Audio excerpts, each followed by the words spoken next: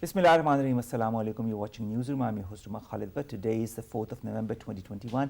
These are the stories that we will be discussing during the course of the show. We'll begin, ladies and gentlemen, with an advisor, a former advisor to Mark Zuckerberg, that says that democracy may never recover if Facebook does not change, and has also called for the misuse of users' data to be labeled as unethical, as unethical as child labor. Now, Facebook, we've seen, has had a lot of controversy of late, whether it be the whistleblower that has given a lot of inside details about how Facebook functions or malfunctions, or whether it be the way Facebook has been used as a political tool, especially when it comes to our not so friendly neighbor, that is India. This is going to be our first segment. Facebook and how it needs to be properly utilized and properly regulated. Our second segment, ladies and gentlemen, concerns, of course, a joyous occasion for the Hindu community in Pakistan and across the globe. It's Diwali. Today, the festival of lights.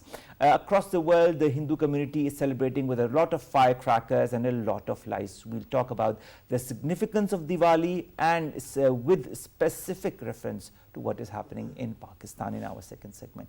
Then, ladies and gentlemen, in the third story, we'll be talking about the Afghan Taliban government that has said that it will announce good news soon as far as the older girls being allowed to go back to school is concerned. It has also urged the international community to help it fund the process, as most external aid has now been halted.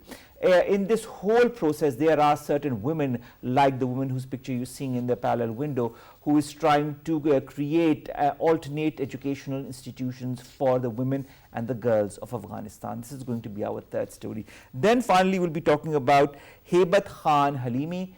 He is from the University of Balochistan, and he has gotten the record of being the oldest PhD scholar ever at the age of 85. Congratulations, Mr. Halimi, to have become a doctor and, of course, gotten your PhD degree even at this tender age. This is going to be our last story. Let's begin with our first segment, ladies and gentlemen, that concerns Facebook, social media, and its misuse by certain political organizations and countries to their benefit, but to the detriment of so many others. More in the following report. With the emergence of novel technologies in the 21st century world, the nature and scope of non-traditional security threats has changed and requires serious introspection. Amid the most serious non-traditional threats to modern political order, role of social media applications is marred with ambiguity. The possible debilitating consequences of social media's use has sparked fierce global debate after ex-Facebook worker Frances Haugen made startling revelations about social media giant. A former advisor to Mark Zuckerberg, Roger McNamee, an early investor in Facebook who has become a staunch critic of the social media empire, has cautioned that said democracy may never recover if Facebook does not change, and has called for misuse of users' data to be labeled as unethical as child labor. Initially envisioned as one of the most significant levers of democracy, Facebook is now facing mounting criticism over alleged callous tactics and deliberate profit-seeking propensity as well. Critics opine that on the world's largest social media platform, facts are given the same weight as lies, or so-called fake news. Conspiracy theories assume dangerous proportions during the pandemic, but also in undermining settled science about human-caused climate change and the legitimacy of the election. Another dangerous implication of Facebook surfaced after it was revealed that Facebook in India has been selective in curbing hate speech, misinformation, and inflammatory posts, particularly anti-Muslim content, according to leaked documents. Facebook now is a tool of stoking hatred against already marginalized groups in authoritarian states, which threaten peace and stability of volatile countries.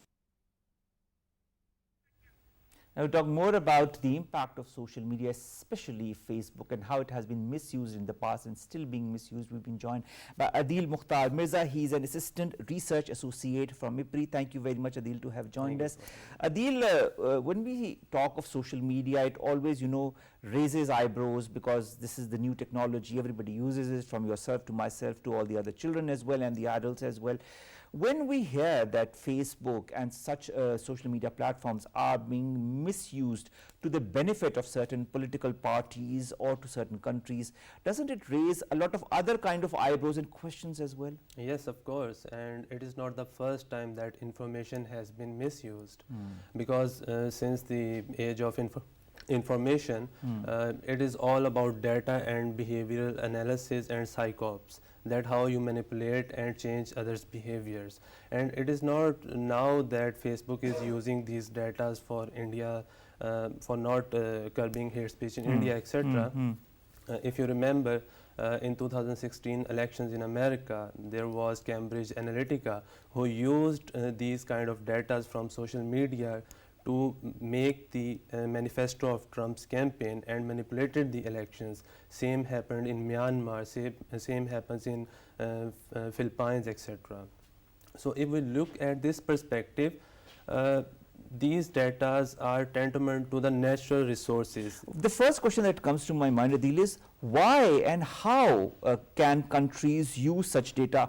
Why do social media companies such as Facebook, now of course the parent company is Meta, how do they let these political parties or countries use such data, or do they sell such data to them?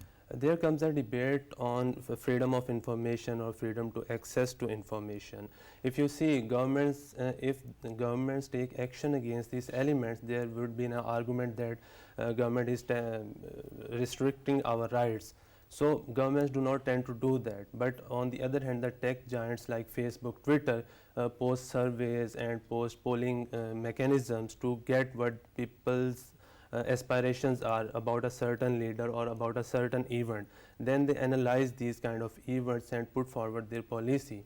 So it's normal that they get the analysis from these data and employ on the targeting. Shouldn't they be giving information beforehand when they post such data, that this data could be used by political parties or countries? Yes, they should, and there has been a lot of debate on this issue, that why these companies are selling these data to major industrial brands or these kind of political institutions. But there comes the debate on the reform packages and how these Facebook and Twitter mishandling of information should be tackled. So it's an ongoing debate. The Guardian quotes Roger McNamee, who's an early investor in Facebook and of course an associate of Mark Zuckerberg, who says misuse of user data is as unethical as child labor. Do you agree? Yeah, of course, because you are manipulating child's behavior.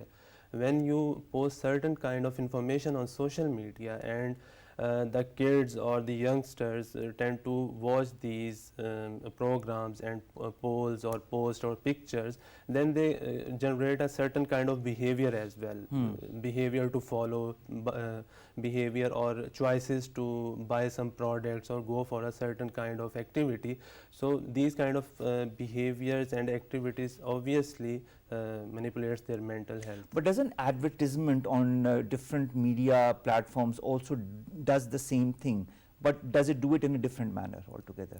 There are certain kind of manners, but there is always different means to different ends. You never know their agenda by only looking at the polls or by looking at their timelines. If you log into a new Facebook account and just by the information of your country, you will receive certain kind of suggestions. They know what do you want, and they know how to access you, they know how to manipulate you. So easily they'll put suggestions there and will ask for your opinions, and you'll start following them. Now, Roger McNamee also says that democracy is at risk if Facebook does not change its attitude. How should Facebook change itself in order for democracy to be not at risk? Yeah, by not giving choices in A and B. You see, if I give you choice in a voting session that you have only two candidates, A and B, and there is not a C choice of recommendation, so in one way or another I am convincing you to just pick up from these two options. And what is democracy? Democracy is all about the free will, that you can choose whatever you want. To let yourself decide what you want to do. So in one way or another, you are not only misinforming people, but also altering their choices and hinging the democratic freedom of nations. Do you feel this is a kind of advertisement tool as well, because of course social media platforms like Facebook generate their income from advertisers as well? Yeah, of course. Why they should put a lot of money in these databases, and why should accounts on Instagram and these kind of applications should be bought in billions of dollars? Of course, data has a financial output, and major business brands and political parties tend to go to them for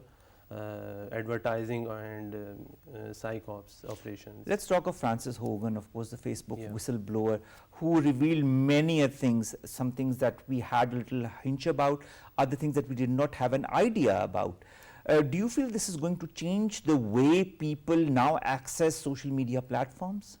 I don't know whether it's going to be changed or not, but certain countries like Pakistan are putting up legal restrictions on these kind of applications. For example, our Act Prevention on Electronic Crimes and the database, legal databases, savior programs, they tend to block certain posts, a certain amount of information which they think are against their national security interest or against the interest of their public. So in one way or another, if tech giants like Facebook or Twitter do not change their behavior, countries would be banning them and changing their policies. Do you feel that Facebook and other social media platforms are leading to a certain social media prejudice? I think so, because there has been a lot of Islamophobia debate as well, and in this whistleblower activity, and according to statistics, Facebook do not take action against Hindi and Bengali language in India when they tend to go for hate speech, but only for Muslims there are laws and regulations. So of course they are generating bias. This is a certain algorithm that is of course written into the code of Facebook and other social media giants. Yeah, and you do not know that algorithm and how it is behaving for other countries. Do you feel this could be changed by applying certain pressure or by going to the law?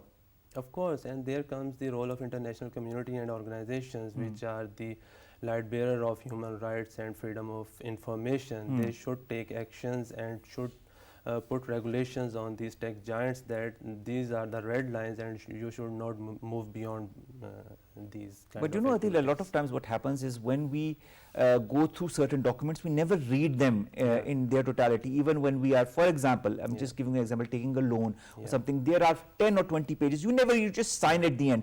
Who knows what is written? Similar to what happens in social media. Maybe they put certain conditionalities that this data could be used for XYZ, and we never read it. We just say yes and we agree to the conditions. This is what it is. You have to click on agreeing to the conditions and then you can move forward. Do you feel this is happening as well? This has been happening, but if you remember, there was a privacy policy change in WhatsApp, and there was a notification on the chat above that if you agree these terms, we will be applying these changes to your WhatsApp account. And most of the people, I say 90% of the people, tend to read them. What are they doing to our WhatsApp accounts, or if we are conversing with our friends, would they be leaked? So there is awareness as well, but more awareness is needed for tackling these issues. Facebook that has been used as a political weapon as per Frances Hogan and others who've now since then made a lot of revelations. Can this be curbed? Do you feel this is a way of doing things that will go on? Yeah, this should be curbed because they are impinging on the values of human rights. If you remember, Facebook did not post the videos and brutalities of Indian occupied forces in Kashmir, even hate crimes in India, they certainly block it, or they have a choice to block it. Is this due to political pressure? Is this due to the fact that a lot of advertisement comes from India? Yeah, I'll go with the second point because there is a business and there is money. You do not want to lose your sponsors. And then where there is business, sometimes you lose your values as well. Of course. All right. Adeel, so you know, you talked about Indian illegally occupied Jammu and Kashmir. Facebook has been used as a very crucial tool as far as that is concerned to curb the voices of the people in Indian illegally occupied Jammu and Kashmir, and be it to those curbing those people's voices as well who've been trying to talk about outside of India. Even journalists, their posts have been removed or their accounts have been suspended. Do you feel this is a procedure that can be called legal? No, absolutely not. How can it be legal? It is not a domestic or regional issue. It's an international issue. And United Nations Charter on Human Rights states clearly that no one is allowed to attack on basic rights to live, right to information, right to food, right to internet, and right to speak. So how can they block these things? So I don't agree with that. Another important thing is misinformation or disinformation. A tool that India has been using a lot through social media platforms such as Facebook. Don't you feel that on the one hand, if Facebook can put algorithms in its code to identify what things lead to more advertisers or what is pro-advertiser, at the same time, can't they put such algorithms that can identify such words that could be construed as disinformation or misinformation? Yeah, but we can't depend on the ones who are already misinforming you, who are giving you fake news. In this perspective, the role of national institutions comes in. You tackle misinformation with the credible information. And if I give you example, IPRI is doing G5IO, where they tend to get into the matter and tell you what is wrong and what is right, and what is fake news, what is not.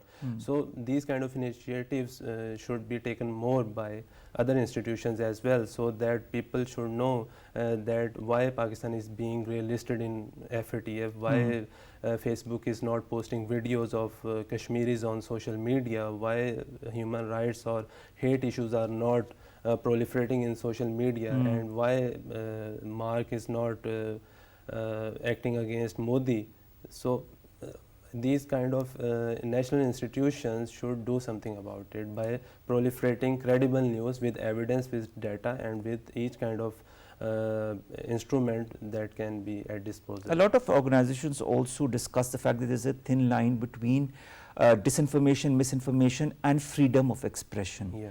Do you feel that this thin line should be catered to with a lot of sensitivity? Of course, and there is no doubt about that. These are double-edged swords, misinformation. You know, the recent protest wherein TLP in Pakistan also mishandled information and tend to propagate a lot of people on social media that government is doing this, government is doing this. And if not tackled properly, you know, a lot can be wrong and there can be serious issues. So something credible should be done about it. You know, you were talking of the report by IPRI that distinguishes between what is fake and what is not. I'd referred to a report that was taken out by the Wall Street Journal in July 2020, in which is said that provocative content on Facebook spiked by 300% above previous levels at times in the months following December 2019, when religious protests had swept across India, which was a deliberate attempt, you know, to fan further sectarianism and racism across India, and B, to work towards the benefit of the Hindu majority or the RSS or whatever BJP mentality across India. Don't you feel this comes under the ambit of hate speech, that comes under the ambit of human rights, and maybe institutions such as Facebook could be taken to task for that? They should be taken to task, because if not tackled, you know, in 2021 there are 400 million supporters of hate speech on Facebook. So these figures will go up in future as well if not taken down. So Facebook and international community should do something about it. Do you feel that political relationship or personal relationships have also a lot to do with the way social media platforms or giants such as Facebook function? There can be business benefits or there can be political motives, but in the end, you know, they have certain kind of motives and their privacy policies and their agendas which they apply on targeting countries, and there is always a political issue behind these campaigns. Well, speaking of political issues, when it comes to India and when they want to propagate a certain agenda specifically towards issues between races and to the benefit of the Hindus, that has no issue being posted. But when it comes to Pakistan, of Muslims, of people in illegally occupied Jammu and Kashmir, a lot of pages are blocked, are not put up because they say it does not come under the guidelines of Facebook. Why is that so then? Political motives. There can be no other answer, because if India wants to isolate Pakistan and wants to lobby in the international platforms that it should be grey listed, it should not be taken seriously about human rights issues. So what can you do? You tend to go to these giants for help and do whatever they can to assist you.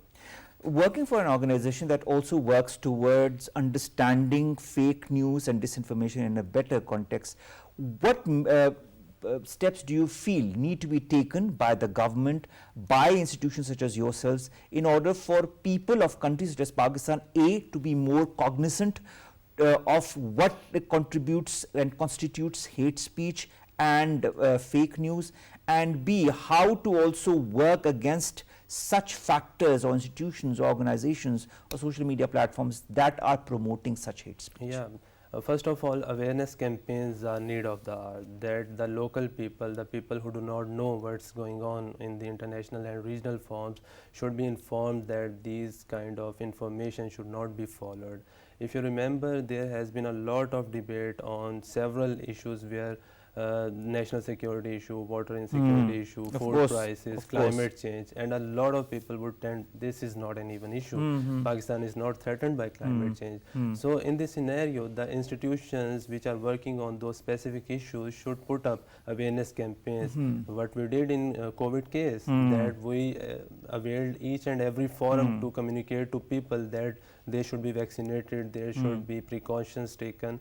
So these measures can also be taken on other issues as well, that you, if your public is educated, then you do not need to worry. All right. Yeah. Let's hope that some kind of pressure comes on organizations such as Facebook, so that they manage to change their tactic as far as promoting hate is concerned, as far as doing anti-democratic things on their social media platforms are concerned, of course, because if a former advisor to Mark Zuckerberg can say that, I'm sure there are so many other voices that do not want to talk openly but have a lot of apprehensions about how Facebook is functioning. Thank you very much, Adeel, to have joined us. Ladies and gentlemen, social media is of course extremely important in this day and age when you can get any kind of information through Facebook, Twitter or WhatsApp. What becomes even more important in this day and age then is the fact that the organizations that run such social media platforms become more responsible and cognizant for also to make people understand what is the truth, what is falsehood, what is fake news, what is disinformation, or what will be the difference between you and all the other autocracies such as India. Let's go to our second segment, ladies and gentlemen, that concerns Diwali. Diwali, of course, is a festival that is celebrated by the Hindu community across the world, whether it be in Pakistan or our neighbor India or so many other countries across the world. Diwali is a festival of lights, a festival of where they, of course, not only put up a lot of lights across their houses, but also use a lot of firecrackers. Now, of course, due to the air pollution, that is not the case as much, but it remains a festival of lights. More in the following report.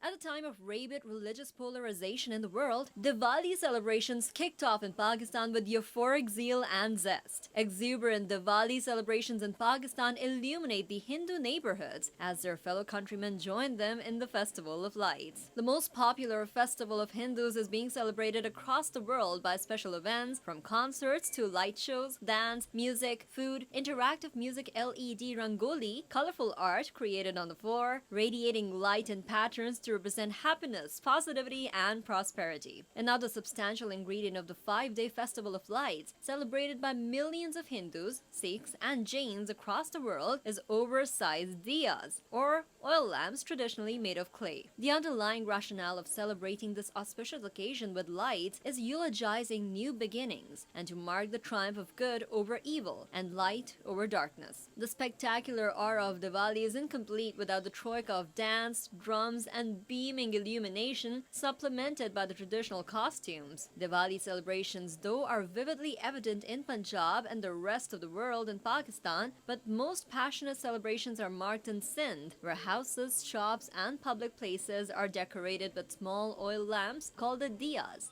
and Muslims are reciprocating by offering gifts and joining in jubilant gatherings. Prime Minister Imran Khan and political figures across the spectrum wished 1.96 million Hindu community of Pakistan and around the world a happy Diwali. Since India is brutally crushing its minorities, Pakistan is demonstrating practical implementation of Jinnah's vision of tolerant Pakistan, where every group is free to practice its religion. Now we'll talk more about the significance of Diwali and how it is celebrated in Pakistan. We've first been joined by Dewan Sachal Saab. He's a member of parliament from Sindh and belongs to the political party Pakistan Tehreek-e-Insaf. But before we go to Sachal Saab, we'll go to our correspondent who joins us from Tharparkar, Sheeraz Ali. Sheeraz, thank you very much to have joined us. Sheeraz, tell us a little bit about the Diwali festivities in Sindh and Tharparkar. It is here in Tharparkar and front of a temple situated in the Mitti city. I would call that the Mitti Tharparkar is the headquarter of the Hindu community, where majority of the people belongs to the Hindu community, and they are celebrating a joyful event of Diwali since last night. 3-4 days festivities will continue, and tonight at the official in the night the festivity will continue in the different temples and other streets. And I will tell you that not only in the Mitti and Tharparkar and Sindh, but in the other cities, there are a lot of Hindu communities are celebrating, enjoy this Diwali. The festival of lights, the festival of Hindu community where they celebrate all together with families and other parts of the Sindh and other cities. We have some students here, and they are I will call them that how you celebrate this festival in the community and especially in Tharparkar. Thank you, sir. Thank you, sir. As you say already, that's the festival of lights. On this day, our Lord Shri Rama, who defeated the evilness and come back to his home. And that's why all the Hindu community will celebrate on this day. In the coming back of Lord Shri Rama, they celebrate their festival of Diwali. They decorate their homes with the lights and different colors and different type of decoration items. And the females will decorate their homes with different colors and rangolis. And the youngster will enjoy with the, patakas. Yeah, we can say twinkling some items. We celebrate on this day very well. In this Mitti, we especially in the community celebrate in Tharparkar. We celebrate this day with great regard and with great humanity and great happiness. So the happiness and the joy you can watch on their faces that they are celebrating their festival day with a lot of joys. All right, let's go to Dewan Sachal then. Dewan Sachal Saab, thank you very much to have joined us. You are, of course, a member of parliament who belongs to the political party Pakistan Tehreek-e-Insaf, and you are from Sindh. Sachal Saab, how important is Diwali for the Hindu community? Assalamu alaikum, namaste to all of you. And yes, thank you for taking me on board. By the way, I would like to, the correspondent who was talking, the lady, she said there are 1.9 million Hindus in Pakistan. I think the real figure is closer to 4 million, not 1.9 million. The total minority population is about 9 million, of which about 4.5 million are Christians, and there are about 4 million Hindus in Pakistan. I'm just correcting you, and my information can be verified if you go and Google and everything. We stand corrected. It is tomorrow would be actually the beginning of the new Hindu year. The second day of Diwali is the beginning of a Hindu calendar. And you mentioned a lot of towns, but the best part is you forgot to mention Mitti in Tharparkar, which is the biggest single district of Sindh, where the majority of the Hindus are living. In Tharparkar, the population of Hindus versus Muslims is about nearly 50-50. So the biggest single city would be Mithi in Tharparkar, the capital of district Tharparkar. I'm just just giving you a piece of information.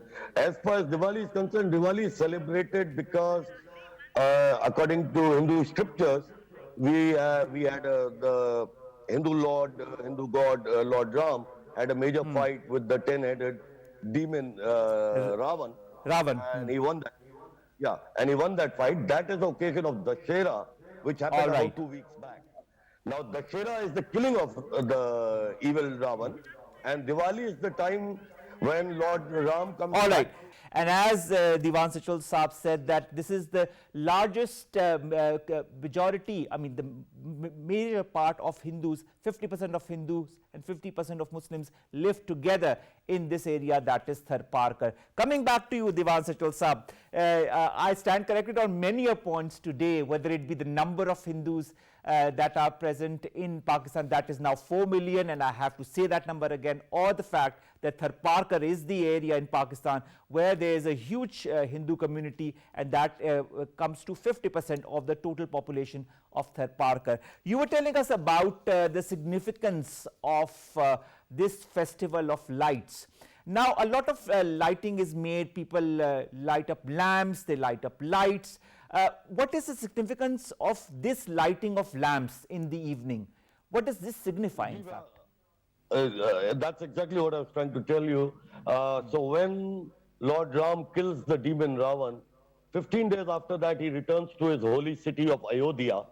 And when he comes, people celebrate his coming back after 14 years of exile by lighting lamps, lighting diyas, and a lot of fireworks, which is a traditional way of celebrating somebody coming back. So that's how this tradition got started, and that's the reason that we do the same on every Diwali. It's the celebrating Lord Ram's coming home after exile of 14 years. All right. Dewan Sachal sir, why the firecrackers then? Same thing. Agar aapko zyada khushi hogi and you want to make a lot of noise, so you celebrate it by doing lightning and you do with fireworks. So, wahi logic. All right. All right. Also, Sachal sir, why is this festivity continuing for a period of 5 days? No, in tradition, actually, it's for 3 days. I don't know why you are saying 5 days. Your tradition hai, wo to 3 din ka hai. Today is the first day of Diwali, and then it continues for the next 2 days. Because a lot of people across the world celebrate it for more than 3 days. That's why I was inquiring about it. A lot of people across the world celebrate the entire week as a Diwali week. Aapki apni marzi hai. If somebody wants to celebrate that is true. That is true. 365 days a year, you won't stop him. That is, I mean, also a lot of people visit their family members, their friends, they have a lot of fun together. It's the equivalent of, in the Muslim community, the Eid, for example. Do you feel it is as festive as it is? It's actually the biggest Hindu celebration. It's more than Dashera, more than Holi, which are the two major celebrations of Hinduism. So this is actually the biggest. All right. And Sachal Sahab, has the whole festival of Diwali evolved over the years, over the centuries, or has it remained, the core essence has remained the same? The core essence has more or less remained the same, which is fireworks and the lamps, or the diyas as you would call it. Ye baat alag hai, in today's modernization, instead of diyas, we do a lot of diyas, but we don't do like 500 diyas. We'll do a token of maybe 20, 30, 50 diyas, and we put all the lights in every room.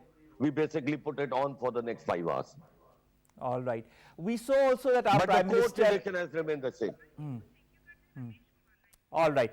Thank you very much, Dewan Sachal Saab, to have joined us all the way from Sindh and to have talked to us about the history, the significance of this festival, that is Deepavali or Diwali, a festival that goes on for 3 days. Normally, this is the time period.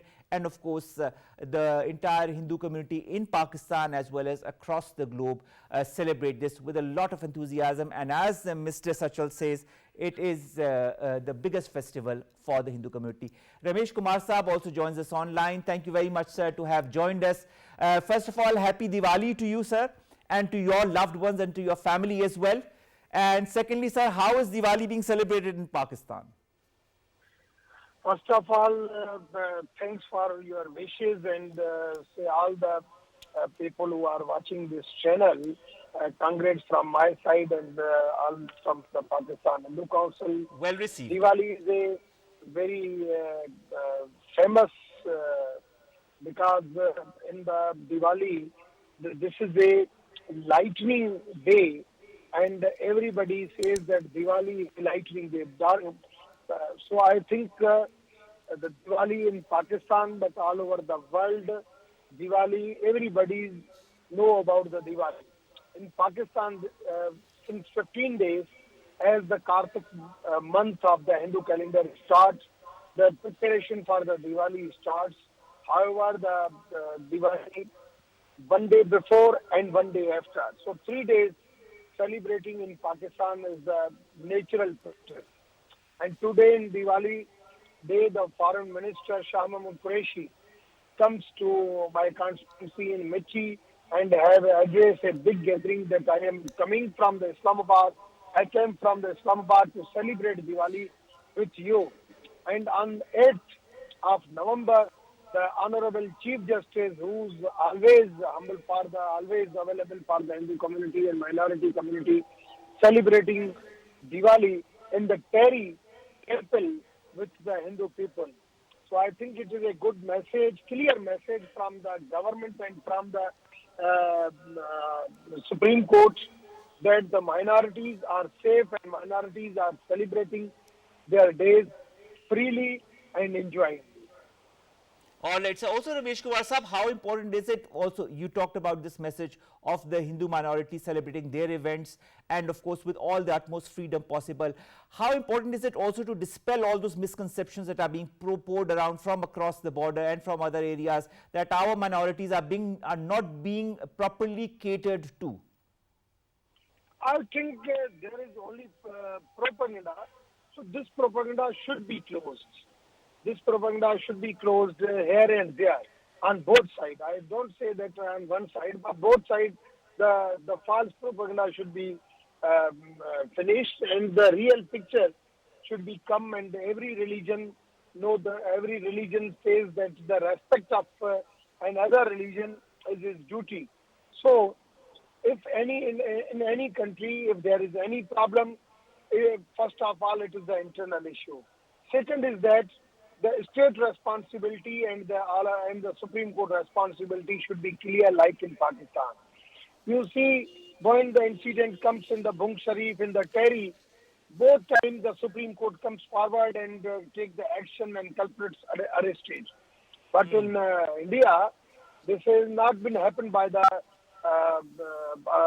Supreme Court. So it is. I think it is not fair. But even then, I have said that don't go in blame gaming. Of course. Be clear. We need to live in harmony, Ramesh Kumar Sahab. We need to live in harmony. We need to respect each other's rights. All the religions need to understand each other's values and principles and need to live in harmony. This is what is called interfaith harmony, and this is what our current government, and of course you've talked about it as well, how important interfaith harmony and protecting the rights of the minorities in Pakistan is concerned. Thank you so very much, Ramesh Kumar Sahab, MNA from Pakistan Tehreek-e-Insaf, joining us. And of course, we wish Ramesh Kumar Sahab, we wish Dewan Sachal Sahab, and wish all the Hindu community that are celebrating this festival of Diwali in Pakistan and across the world a very, very happy and joyous Diwali. Let's go to our last two stories. The first concerns Afghanistan, where the Afghan Taliban have promised progress as far as girls' schooling is concerned, and they said that this is going to happen soon. I will quote Wahidullah Hashmi, who's the Director for External Programs and Aid at the Ministry of Education, who told Reuters very recently that they will have soon a good announcement for the whole country, the whole nation. On the other end, he also said that it's very important that aid comes at the right time so that they could proceed with the different measures as far as the education for the girls is concerned in Afghanistan. At the same time, there are several stories of parallel systems of education that have begun in Afghanistan. One of the stories is what you're seeing in the parallel window. This is Angela Ghayour's online school that has now begun, and that is now giving online education to many girls and women across Afghanistan. There was a certain need for the girls to get educated, although there is the opening of schools in a lot of the provinces in Afghanistan. Nevertheless, there are some that are still devoid of the educational facilities for the girls and for the young women, and for that there is this parallel system of education that has begun, such as that under Angela Ghayour. But as per the statement of the Afghan Taliban, it also will not be very late before the whole system of education also comes back in full bloom as far as Afghanistan is concerned. All the communities, or whether it be boys or girls, they all need to get similar education. They all need to get the education as per their desires, and this is what should be the manifesto of any country, and this is what Afghanistan is catering towards as well. Let's come to our last story, ladies and gentlemen. That concerns the oldest PhD scholar in Pakistan from the University of Balochistan, Hebat Khan Halimi Saab. Congratulations to have become the oldest PhD scholar at the age of 85, and having had the determination, the zeal, the zest to have continued with getting your doctorate degree. Now, he received his degree during the 18th convocation at the University of Balochistan, and of course he was given a standing ovation when he went to receive his doctorate degree. Governor Balochistan, Syed Zahoor Ahmed Agha, also embraced him on the occasion. It is a beautiful moment for anybody, especially when you see people of a certain age or people from a certain background getting to the standard of education like Mr. Halimi has gotten, which means that where there is a will, there is always a way. When you want to achieve something, you find the means to achieve that in a proper manner, and this is what Mr. Halimi has done, that putting his head proud, and of course that of his family too. I'm sure all his family must be extremely proud of Mr. Halimi as well. We wish him all the very best and congratulations again, sir. With that, we come to an end of today's newsroom. Many other stories on the pipeline that we'll be discussing in the days to come. Till then, stay tuned, and of course keep following the SOPs as far as the COVID-19 is concerned or the dengue is concerned, and get yourselves vaccinated. Allah Hafiz.